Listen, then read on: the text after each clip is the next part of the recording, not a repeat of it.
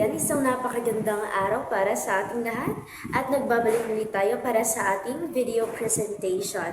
At sa araw na ito ay ating tatalakayin ang mga topiko na nakapaloob sa ating Module 4. At ito ay ang mga pagsusuri sa piling kabanata ng L. Filibusterismo. Kaya't ating simulan ang mga topikong nakasali dito o mga kabanatang ating babasahin. At ito ay nagsisimula sa kabanata 4 na kung saan ay binamagatang si Kabisang Tales. So, anak ni Tandang Selo si Kabisang Tales. May tatlong anak naman si Kabisang Tales, si Lucia, si Tano at si Huli. Diba? Nasabi na natin sa ibang module na si Huli ay ang kasintahan ni Basilio. Na kung saan ay siya ay namatay dahil siya ay tumalon mula sa pinakataas ng kumbento at siya ay namatay dahil sabi nila ay nagpapakamatay raw. Pumanaw si Lucia dahil sa sakit na malaria at naging marangya ang buhay nila dahil sa sipag ni Kabisang Tales. Magbubukid siya at siya ay umasenso sa kanyang tubuhan.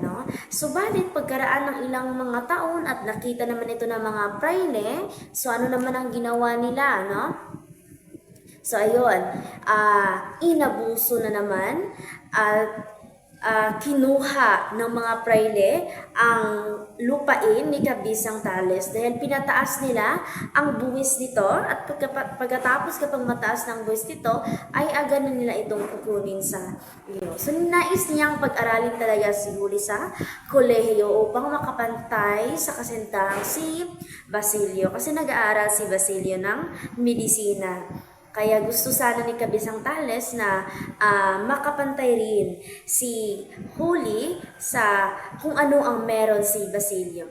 Nakakulong naman si Tales nang magdala ito ng patalim at may nakitang pera sa kanya.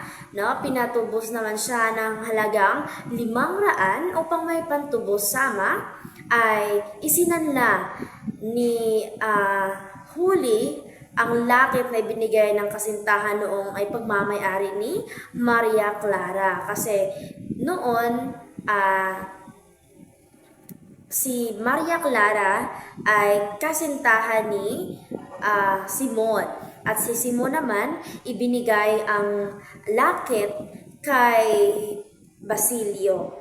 Kaya si Basilio rin, ibinigay rin niya ang lakit kay Huli na kung saan ay kanyang isinanla para pangtubos sa pagkakulong ng kanyang ama. So ikunulong siya sa kasalanang mayroon daw nakitang pera at patalim na kanyang dala. Pero ang totoo ay hindi naman talaga. Gusto lang talagang pakulong nila si Kabisang Tales para makuha nila ang lupain. Ngunit di ito sapat kahit na masukan siyang katulong kay Hermana Pensyang na besperas ng Pasko. So, hindi naman kasi nagkasya yung perang pantubos. So, naging katulong siya ni Hermana Pensyang. So, ngayon naman ay puntahan natin ang kabanata 10.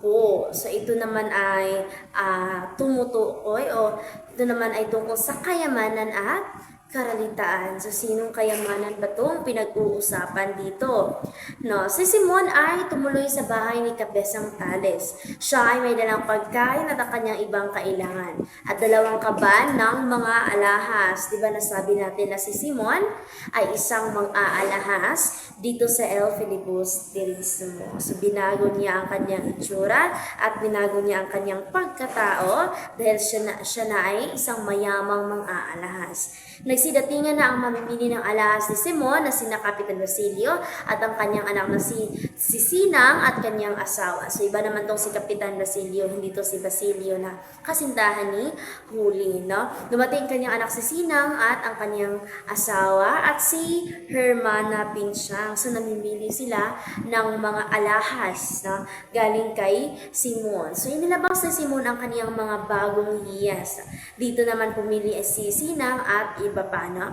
At inuro ni Sinang ang isang kwentas at pinabili ito sa ama niyang si Kabisang Tales. Ngayon ay kasama rin sa Kabanata 4 ang tinatawag nating isinulat ni Suarez at Fit noong 1974. So may isinulat sila tungkol ito sa pagbubuod kasi kasama ang pagbubuod sa Module 4 at kung saan tinalakay naman ito sa Module 3, no, ang timeline at ang buod. So, meron ditong tatlong pangangailangang refleksyon ng mga nararapat na taglayin ng isang sulating buod. So, meron silang tatlong sinulat, si Suarez at Fit. Yung una ay ang kailangang isang buod ay tumatalakay sa kabuuan ng orihinal na teksto. Kailangang walang nakaligtaang mahalagang impormasyon kasi ito ay tumatalakay sa kabuuan ng orihinal na teksto. So kahit na ito ay binubuod, pinaikli ang version, mas maliit siya kaysa orihinal, subalit kailangan pa rin ang diwa, ang kaisipan at ang mga mahalagang impormasyon ay makikita pa rin dito. Pangalawa ay kailangan na inahad ang sulatin sa pamamaraang neutral o walang kinikilingan. Kailangan walang personal na interest ang papasok sa pagbubuod. Halimbawa kapag may nakita kang mga impormasyon doon na parang ginagawa mo or parang ayaw mo kasi hindi siya, actually sumasalungat siya sa iyong opinion at sa iyong paniniwala, kaya hindi mo siya isinalay. So hindi pwedeng ganoon. Kailangan lahat na iyong isinusulat ay neutral, wala kang pinapanigan, wala kang kinikilingan, at hindi ka nagiging bias sa iyong pagsulat ng buod. So, yun yung pinakamahalaga. Pangatlo naman ay kailangan ang sulatin ay pinaikling versyon ng orihinal at naisulat ito sa sariling pananalita ng gumawa. Nung natalakay natin sa Module 3, kailangan mayroon kang sariling pananalita, sariling mga salitang gagamitin sa pagbubuod. Kasi ginawan mo, ikaw mismo ang gumawa ng sariling versyon ng orihinal na teksto. So, kailangan iba ang ginamit mo para hindi ka magiging plagiarism. So, kasi kapag ginamit mo rin ang salitang iyong nabasa sa original na teksto, parang walang pinagkaiba, no? Diba? Parang hindi naman siya buod. So, meron din tayong mga katangian ng isang mahusay na buod. So, una ay nagtataglay ng objektibong balangkas ng orihinal na teksto. Kailangan pa rin yung objektibo na balangkas o yung ideya sa original na teksto ay naisasalin pa rin sa iyong buod. No? Kailangan ang ganoon. Pangalawa, hindi nagbibigay ng sariling ideya o kritisisma. So, hindi ka magsasabi na para naman sa akin, or kaya sa aking opinion, o kaya sa aking paniniwala, hindi pwedeng mayroon kang sariling ideya or kritisisma, no?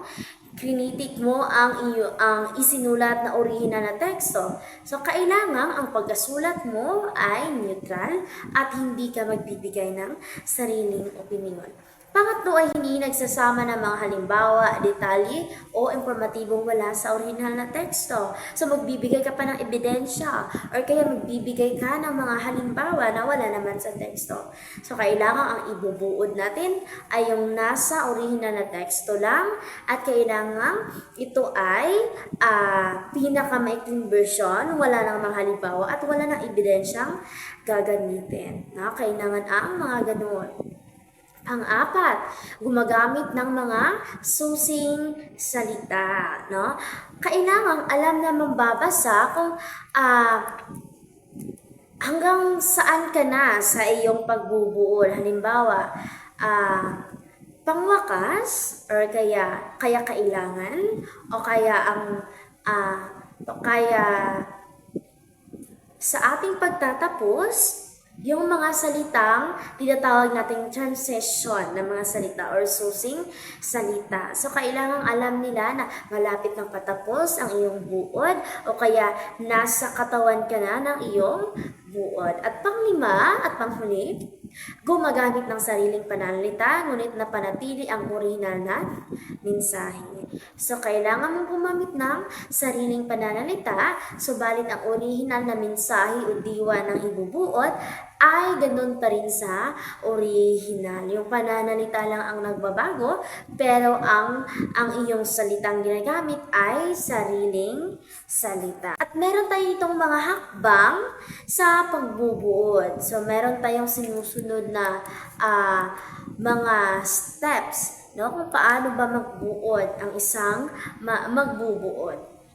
Una ay habang binabasa ang akda, salungguhitan ang mga mahalagang punto o detalye. So, kailangan basahin muna kung ano yung ibubuod natin. Basahin at salungguhitan yung mga parte na kung saan ay pinakamahalaga, no? Kung saan ay sa tingin mo ay ang siyang pinaka importante na mabasa at masulat mo sa iyong buod. Pangalawa naman ay ilista o igrupo ang pangunahing ideya, ang mga katulong na ideya at ang pangunahing paliwanag sa bawat ideya. Kasi sa isang teksto, meron kasi yung mga ideya supporting na mga ideya na kung saan. Halimbawa, una, kaya pangalawa, pangatlo, ito ay yung mga ganong halimbawa. So, kailangan ilista mo iyan or kailangan isulat mo iyan para hindi makaligtaan or kaya hindi malilimutan. Tatlo naman, kung kinakailangang ayusin ang pagkasunod-sunod ng mga ideya sa lohikal na paraan. So, kailangan na sa pagbubuod, nagsisimula ka sa panimula, kailangan katawan hanggang conclusion. Hindi pwedeng magsisimula ka sa conclusion at pagkatapos ay doon naman sa katawan at panimula. So, kailangan ang mga pagkasunod-sunod ng mga pangyayari ay lohikal, no? Kailangan magkasunod. Pang-apat naman, kung gumamit ng unang panahon, halimbawa ako, ang author, palitan ito ng kanyang apelido ng manunulat o siya.